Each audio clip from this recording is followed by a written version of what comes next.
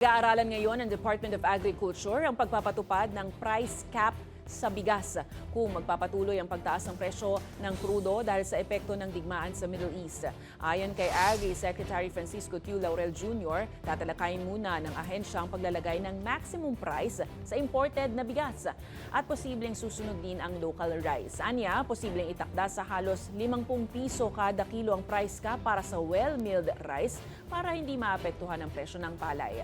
Ipinaliwanag ni Laurel na tumaas ang presyo ng bigas sa mga nakaraang buwan dahil sa kakulangan ng supply at epekto ng import ban noon.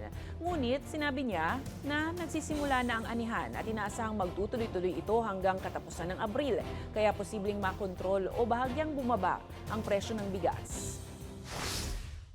Pag-aaralan namin moving forward is kung pwede ba mag-impose ng price cap. Sa sitwasyon ngayon para hindi maapektuhan ng palay, mga 50 siguro, 50 plus.